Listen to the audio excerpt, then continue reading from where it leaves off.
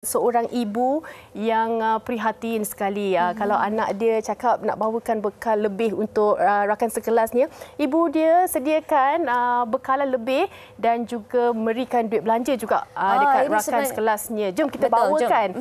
Dapur bersedia di talian. Kita nak perkenalkan Puan Siti Hawa Muhammad Zainuddin daripada Melaka.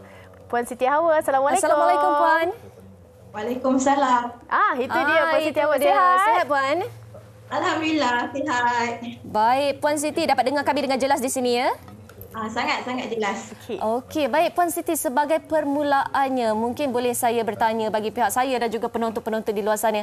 Permulaannya, kita tahu bahawa Puan membekalkan makanan ekstra juga kepada rakan anak Puan tu. Permulaan dia, macam mana anak Puan boleh bercerita tentang rakan dia yang katanya telah pun ibunya meninggal dunia, betul? Apa reaksi Puan Siti Hawa ketika itu? Permulaannya. Permulaan tu kita rasa macam pelik mula-mula. Kenapa setiap kali kita tanya bekal habis makan, anak cakap habis makan. Alhamdulillah. Makan dengan siapa? Dia kata dengan kawan. So kita macam dekat situ kita dah timbul macam sesuatu. Macam rasa kenapa kawan? Setiap hari kawan kan? So kita pun tanya dekat anak, sebenarnya kawan tu siapa? Okey. Itu permulaan yang kita tahu yang anak tu adalah seorang anak yatim yang dah kehilangan ibu. So daripada situ saya automatik sebagai seorang ibu memang naluri keibuan, memang bersimpati, rasa kesian. Sebab bayangkan seusia 11 tahun dah kehilangan seorang ibu. Jadi kita pun cakap dengan anak, nak tak bawa bekal lebih ke macam mana? So anak pun setuju, anak gembira. Okey. Anaknya Amar dia namanya? Ya, Amar. Okey, tapi pastinya kalau kita bercakap mengenai naluri seorang ibu, kita tak boleh nak nafikan dan kita rasa kesian, kita rasa sedih dan sebagainya untuk kita hulurkan bantuan. Tetapi saya nak tanya juga, Puan Siti Hawa memang kata dah mendidik Amar kalau nampak orang mungkin dalam kesusahan, bantu. Kalau mungkin rakan-rakan ada masalah, dekatkan diri. Adakah ini yang dititik beratkan Puan Siti Hawa kepada anak-anak juga?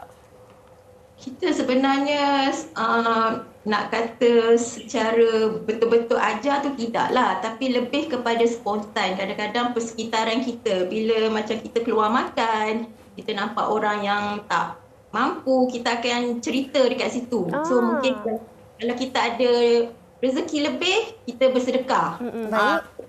Macam contoh satu kejadian dekat RNR.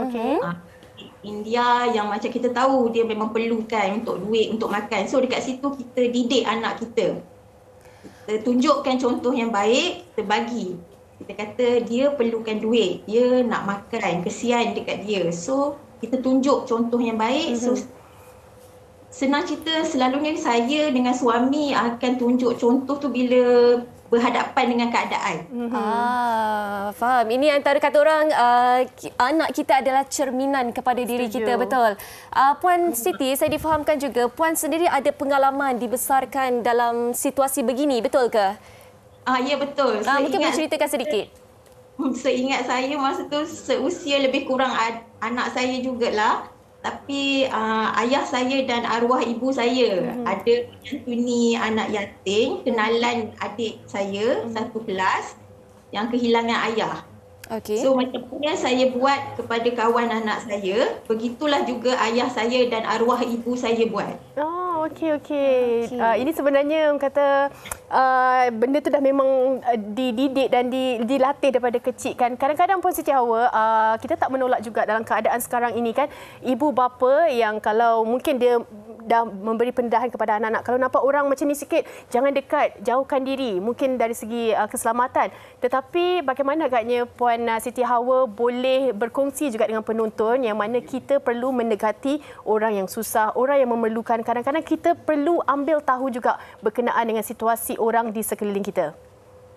Secara jujurnya, kita kena masuk dalam dunia orang yang macam yang kita tahu yang sedang ditimpa musibah, kehilangan ahli keluarga, yang sakit, kehilangan kerja. So sesekali kita kena masuk dalam dunia mereka, letakkan diri kita dalam keadaan mereka. Ya. Mungkin ini kita rasa kita bertuah, kita ada semua yang kita nak, kita dapat.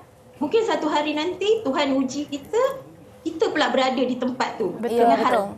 orang sekeliling akan cakna dengan kita. Ya.